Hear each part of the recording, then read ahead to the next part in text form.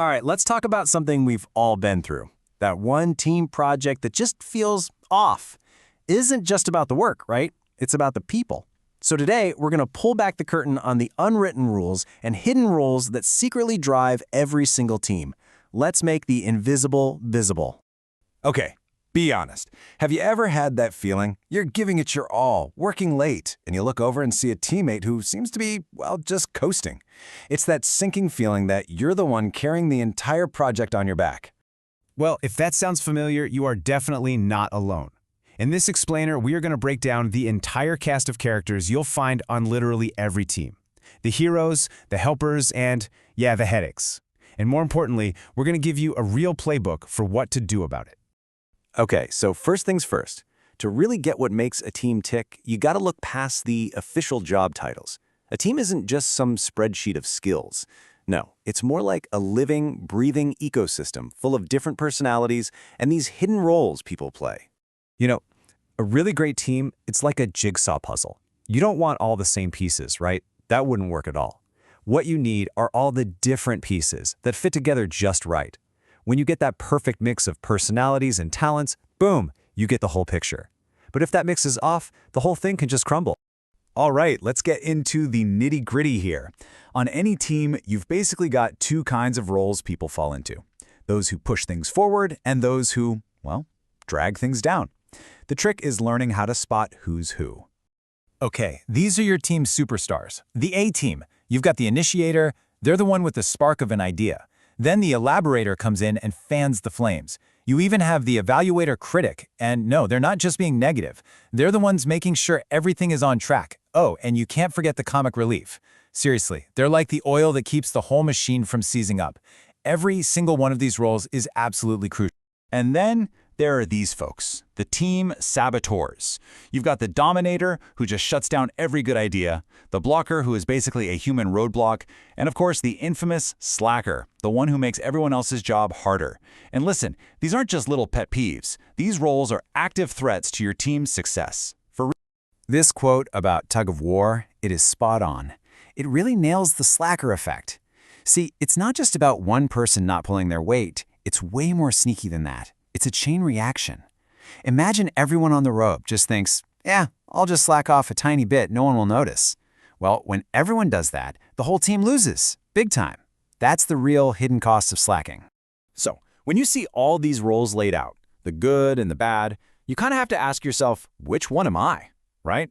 So let's do that. Let's stop looking at everyone else for a second and take a look in the mirror. What actually makes a great teammate? These 5 things, they're basically the foundation of being a great teammate. So really ask yourself, when something goes wrong, do you own it? That's accountability. When the plan goes sideways, can you roll with it? That's flexibility. Do you bring energy to a room or do you suck it out? Positivity. And maybe the toughest one, do you speak up with the truth, even when it's hard? That's integrity. And then there's the other side of the coin, the stuff that just poisons a team. You know, the person who turns in work they know is lazy. The one who's a pro at the blame game, but disappears when it's time to take responsibility. Or the my way or the highway person who thinks every meeting is a war. These aren't small things, you guys. They're like cracks in the foundation of the whole team. Okay, so you've done the diagnosis. You've spotted the slacker or the dominator in the wild. Now comes the million-dollar question. What do you actually do about it? Let's get into the game plan. And this is a really important question, right? Because let's face it, nobody wants to be the behavior police. You don't want to micromanage or seem like you're complaining about every little thing. So where's the line? When do you step in? Here it is, simple as that. The moment their behavior starts messing with your work, that's your cue. If it's making you miss deadlines or you're stuck working late to pick up their slack, then it's not just their problem anymore. It's your problem too. And that's when it's time to do something about it.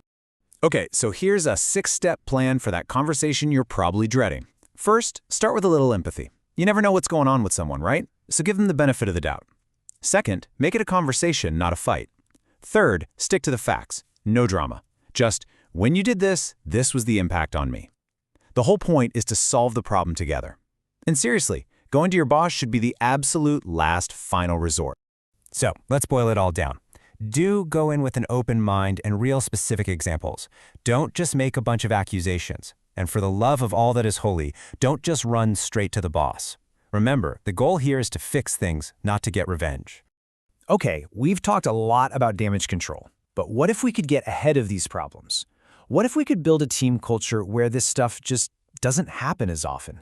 Let's zoom out and talk about building something better from the ground up. It all boils down to this, really, a huge difference in mindset. See, an employee thinks I work for this company.